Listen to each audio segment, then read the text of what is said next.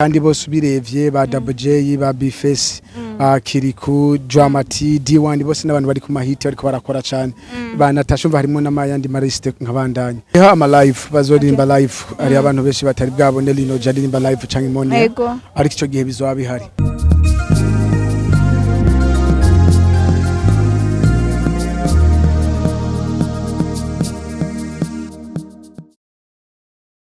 Hello guys, nizere ko mumeze neza muri kumwe na Ange Sigira neza kuri Wago TV nkabanje kubatumira muri Black FM Festival izoba 26 so samedi nyene turabatumiye muri benshi amatike arahari tukaba turi kumwe na n'urongoye Black FM Festival we CEO wayo tugomba kumubaza ibibazo bimwe bijanye na Black FM Festival tugomba kumubaza uko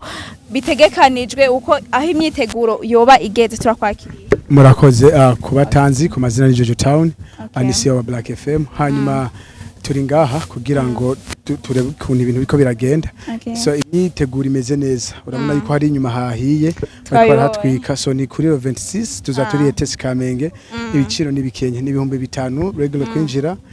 ibihumbi amajana 250 muri VIP hamwe umuriyoni wa sponsor kuba bakeneye amatike kumenya aho bogurira amatike byo byaraheze ko mbona amatariki asa nayegereje mbo amatike aracari ku isoko aracadandaza hariho bamwe bazoyagurira kuri ntuzenya kuri ETS hanze ku muryango hama hariho n'inamba ku bagomba kugira reservation bafise guhamagara bakazibookinga ku buryo binjira nta muntu abagiye imbere. Niki kintu twakwitega muri Black FM Festival yo muri umwaka? Mwitega ibintu byinshi kuko Black Festival yabaye edition ya mbere hari abarimvyi bari barimwo ubu ntibarimwo harimo abandi bashasha amaraso mashasha kandi bose ubirevye ba Double J ba Bface Kiriku Dramati D1 bose n'abantu bari ku mahiti bariko barakora cyane banatasha umva harimo n'amayandi mariste nkabandanya so urumva yuko hazoba hari umuziki uryoshe tugeze ku rwegaho umuririmbyi aririmba indirimbo igafata no mu mahanga urumva tugezeho indirimbo ifata mu mahanga umva bitege umuziki uryoshe gose cyane. Nikiye kintu two kwitega ati kizoba kiri special kirenze edition ya mbere ya Black FM Festival? Hariho ama live bazorimba live ari abantu benshi batari bwabone lino jaririmba live canke imoni ariko ico gihe bizoba bihari. Hariho n'utundi duseke bateguye kuko nabaje kwicarana nabo baragize ama repetition abazoza bazobiboneraho ico gihe renda batumire bose ati karibu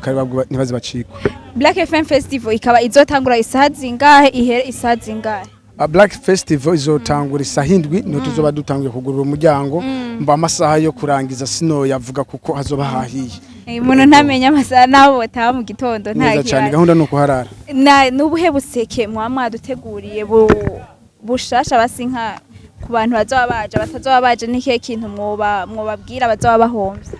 Abatazoba baje ico gihe bazoba bahomvye ibintu vyinshi kuko mu bintu naganiye n'abaririmbyi baba bateguriye nk'abafana babo ni package zuzuye gose ahubwo novuga yuko bo bakwiriye kuza kuri uwo munsi bakabiraba kuko azoba hahiye kabisa. Murakoze cyane. Turabashimiye cyane abariko baradukurikirana turabatumiye kandi ku Black FM Festival izoba so samedi abazosi bazoba bahomvye muzobana byinshi bitandukanye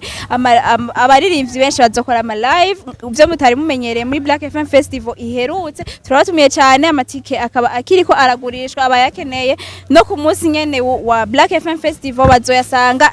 kuri ETS Kamenge turabatumiye cyane murakoze cyane bashimye sawa.